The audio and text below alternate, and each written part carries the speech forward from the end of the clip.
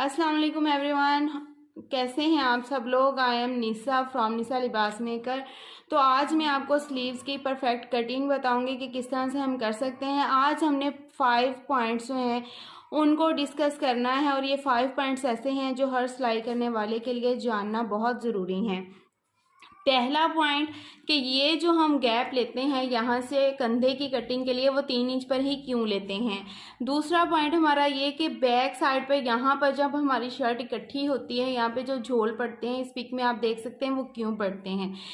ठीक है जी। थर्ड हमारा पॉइंट कि ये जो हम यहाँ पे मार्किंग करते हैं, ये वाला हम गैप लेते हैं वो कितना लेना चाहिए और कैसे हमारा जो है वो शोल्डर परफेक्ट अपनी शर्ट के साथ अटैच होगा।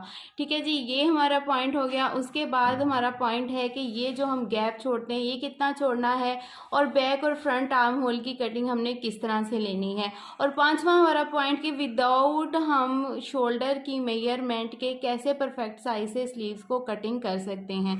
तो 2 फार्मूले ऐसे आज मैं आपको बताऊंगी कि जिनको जानकर आप हर साइज़ की कटिंग आसानी से कर सकते हैं। तो आपने वीडियो को स्किप नहीं करना, फुल वॉच करना है। तो चलें जी, चलते हैं वीडियो की तरफ। ये हमारे पास पेपर है, इसको मैंने कर लिया है इस तरह से डबल फोल्ड।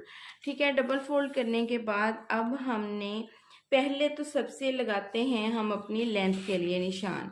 ठीक है, लेंथ से पहले हमने छोड़ना होता है यहाँ पे अपना मार्जिन। अगर आपने करनी है फोल्डिंग इसी फैब्रिक के अंदर तो आप यहाँ से जो है वो 1.5 इंच भी छोड़ सकते हैं। लेकिन अगर आपने पाइपिंग करनी है, पल्टा लगाना है, फैशन पट्टी अटैच करनी है तो यहाँ से आप जस्ट 1/2 इंच छोड़ेंगे। ठीक है, अब हमने इसका नाप ले लेना है कि फ्रंट हमारी जो है वो कितनी है। इसकी हम फ्रंट देखते हैं कि कितनी है, 4.5 इंच है। तो यहाँ पे हमने 4.5 पे ही निशान लगाना है क्योंकि अभी हम जो निशान लगा रहे हैं वो बिल्कुल परफेक्ट वाले होंगे और जो मार्जिन होता है वो बाद में हम छोड़ते हैं। लेंथ हमने ले ली। अब एक निशान तो हमारा यहाँ पे आर्म होल की कटिंग के लिए लगना है।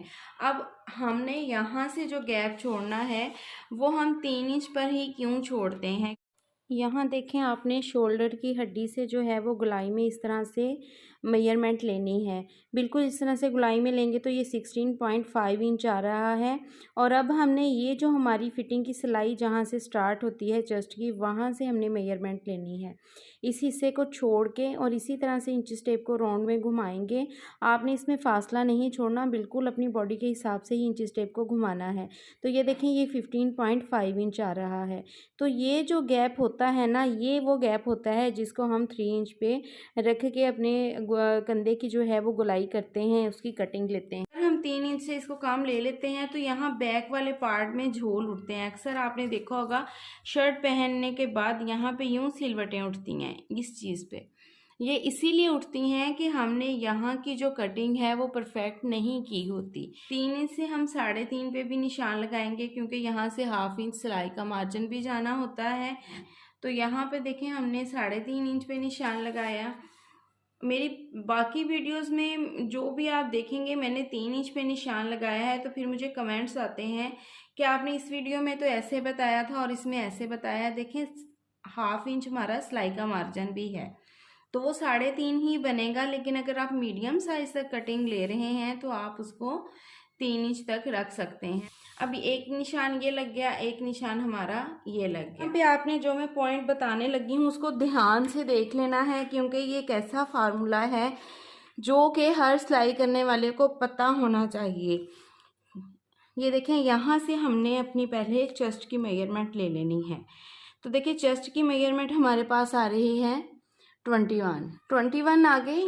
ये है हमारी एक साइड की, मतलब कि हमने शर्ट की एक साइड को मापा है। 21 फ्रंट और 21 बैक। तो ये टोटल हमारे पास जो है वो कितने हो गए, ये हो गए हमारे पास 42। जितना आपका चेस्ट साइज सिंगल में जब आप मेजर करेंगे शर्ट को आएगा उसको आपने डबल कर लेना है क्योंकि राउंड में हमें चाहिए ना। तो 42 आ गए। इसको हमने क्या करना है, ये फार्मूला लगाना है। जो भी आपका आंसर आना है उसको आपने 6 पे डिवाइड करना है। अब यहाँ देखें जी, जो हमारा चेस्ट साइज आया था उसको हमने डिवाइड कर देना है जी 6 पे। तो क्या आंसर आ रहा है 7, मतलब कि 7 इंचज़ आ गए हमारे पास। ठीक है, ये आपने हर साइज पे फार्मूला अप्लाई कर लेना है। बाद में आप मुझे कमेंट करती हैं कि इस बॉडी चेस्ट साइज के हिसाब से कितना आएगा, इसके हिसाब से। तो ये आपने जितना भी आपका चेस्ट साइज होगा उसको करना है डबल, और उसके बाद उसको कर देना है 6 पर डिवाइड। अब जो आंसर आ गया हमारे पास उसको हमने करना है यहाँ पर। ठीक है, यहाँ पर उसकी मार्किंग करनी है। 7 आया है हमारे पास, तो हम यहाँ पर कर देंगे जी 7 इंचज़ पे मार्किंग। यहाँ से आपने जो है वो कम से कम भी 2.5 इंच पे निशान एक लगा लेना है। इस निशान को भी आपने स्केल के साथ इस तरफ को सीधा कर लेना है। ये चीज़ें मैं आपको समझाने के लिए कर रही हूँ ताकि आपको अच्छे से इस चीज़ की समझ आ जाए। ठीक है जी, ये निशान हमने लगा लिया। अब हमने इस तरफ तिरछे रुख पे, ताकि आपको गोलाई देनी जो है वो आसानी से आ जाए, आपने लगाना है 2.5 इंचज़ पे निशान। ठीक है, ऐसे इस रुख पे ऐसे इंच टेप को आपने रखना है तिरछा। ठीक है, यहाँ लग गया एक निशान, एक यहाँ 2.5 इंचज़ पे हमारी हो गई मार्किंग। ठीक है, अब हमने करनी है जी इसकी गोलाई। तो वो आपने अब गौर से देखनी है कि इसकी जो गोलाई है हम किस तरह से कर रहे हैं। आपने इस वाले हिस्से को ये देखें इस तरह से मिलाना है, पहले इसके साथ, इस वाले पॉइंट के साथ मिला लिया इसको हमने। जब फिर हमने इस पॉइंट को लेके आना है इसके तरफ। ये चीज़ देख ली आपने, ये हो गई जी हमारे शोल्डर की बैक साइड की गोलाई। अब हमने जो फ्रंट के लिए करनी है वो कितनी करनी है, यहाँ से हमने तकरीबन 1.25 इंच पे निशान लगाना है। ठीक है, ये निशान 1.25 इंच पे आपने लाजमी लेना है, यहाँ पर ही तिरछा, जहाँ पे हमने यहाँ देखे ना 2.5 पे निशान लगाया था तिरछा, उसी के आगे हमने 1.25 इंच पे मार्किंग कर ली। अब हमने इस निशान को फ्रंट की जो हम कटिंग करते हैं ना डीप, उसके साथ हमने मिलाना है। इस तरह लेके आना है आपने इसको, ये देखें, बस यहाँ तक जाके हमने इसको मिला देना है। यहाँ से जो गैप आता है वो कम से कम हमारा 1 इंच का आता है, कि 1 इंच से पहले हमने इसको जो है वो इसके साथ मिला देना है। तो ठीक है, अब हमने जो निशान आपसे लगवाया था चेस्ट का फार्मूला निकाल के, अब हमने देखना है जनाब कि क्या वो हमारा साइज़ इस तरह से परफेक्ट आता है कि एवी तो नहीं मैं आपको बताई जा रही है फार्मूला। तो जनाब इस तरह से आपने अब करना है, इंची टेप को ऐसे रखना है, और अब हम इसको यूं राउंड में घुमा के देखेंगे कितना साइज़ आ रहा है हमारे पास। आ रहा है जी 8.5 इंच। ठीक है, खुद ब खुद हमारा शोल्डर जो है वो 8.5 इंच पे आ गया। अगेन मैं आपको दिखा देती हूँ, यहाँ से इंची टेप को रखेंगे और ये देखें जी बैक वाली साइड से हमने घुमाते हुए लेके आना है। तो ये देखें 8.5 इंच। अब हम ज़रा अपनी शर्ट को नाप लेते हैं कि हमारी शर्ट का जो शोल्डर है, ये जो सिली हुई है, कि क्या हमने इसी का ज़ाहिर सी बात है साइज़ लिया है ना। तो अब मैं इसको भी आपको ज़रा नाप के दिखा देती हूँ कि क्या हमारा ये वाला हिस्सा जो हमने रखा है वो परफेक्ट आया है। अब यहाँ से भी हम इसी तरह गोलाई में नाप लेते हैं। तो ये देखें जी कितना आ रहा है 8.5 इंच। ठीक है, इसको भी मैंने आपको मेजर करके दिखा दिया।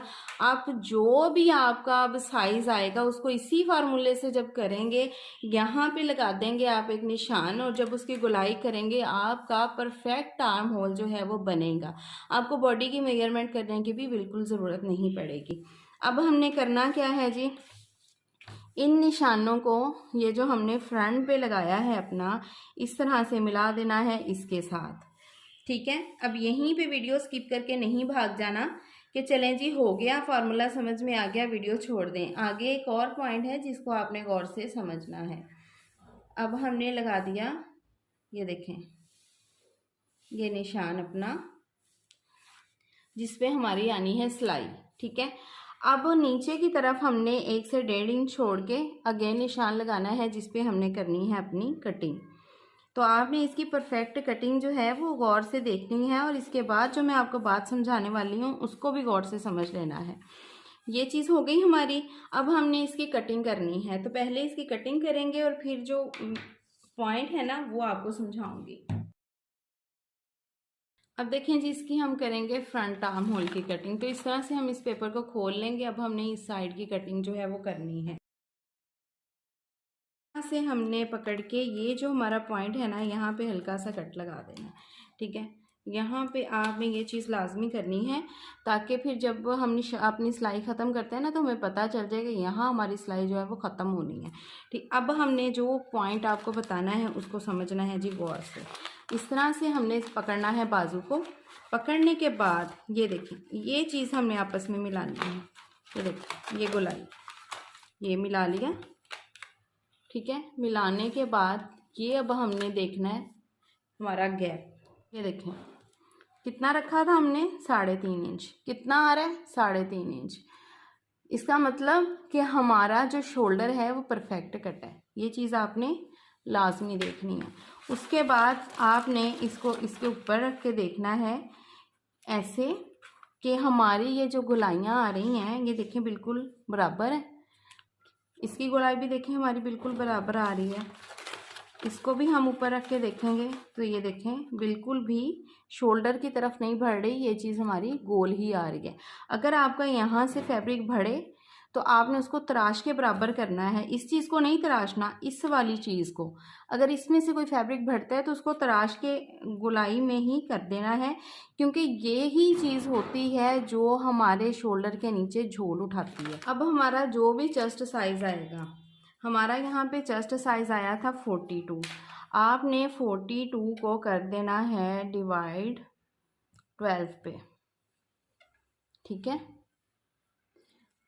क्या आ रहा है हमारे पास 42, इसको हम करेंगे डिवाइड 12 पे। ये आपके सामने कर रही हूँ मैं। ठीक है, 12 पे क्या आंसर आया ये देख लें आप गौर से, 3.5। ठीक है, 3.5 आंसर आ गया। कितना गैप रखा हमने, 3.5। दो फार्मूले आपको बहुत अच्छे बता दिए मैंने, आपने इनको लिख लेना है। जो चेस्ट साइज आएगा उसको आपने डिवाइड करना है 12 पे। जो आंसर आएगा उतना आप गैप रख लें। किसी बच्चे का साइज़ है, बड़े का साइज़ है, जितना आंसर आता है यही उनका जो है वो गैप बनना है। ठीक है, ये आपने फार्मूला यहाँ पे अप्लाई कर देना है, ये जो हमने गैप रखा। उसके बाद 42 को डिवाइड किया 6 पे, जो आंसर आया वो ये फासला आपने रखना है, आपका शोल्डर साइज परफेक्ट आएगा। ठीक है जी, यहाँ पे हमारा आया था 7, यहाँ पे हमारा आ गया 35, 3.5 इंच। तो अब आपको आई होप के परफेक्टली समझ आ चुका होगा। तो ये थी जी आज की हमारी वीडियो। आई होप के लिए आपके लिए बहुत इन्फॉर्मेटिव रही होगी। बहुत सी वीडियोस जो हैं वो मैं बना चुकी हूँ सिलाई पर, कटिंग पर। तो आप मेरी सिलाई कोर्स की क्लास में जाइए, डिस्क्रिप्शन में मैं आपको लिंक दे दूँगी, तो आप मेरी सिलाई कोर्स की क्लासेस जो हैं वो वॉच कर सकते हैं। आपको बहुत कुछ सीखने को मिलेगा। तो जी आपने बहुत प्यारा सा कमेंट करके मुझे लाजमी बताना है कि वीडियो आपके लिए कैसी रही। मिलते हैं जी नेक्स्ट वीडियो में, तब तक अपना बहुत सारा ख्याल रखिएगा, दुआओं में याद रखिएगा। अल्लाह हाफिज़।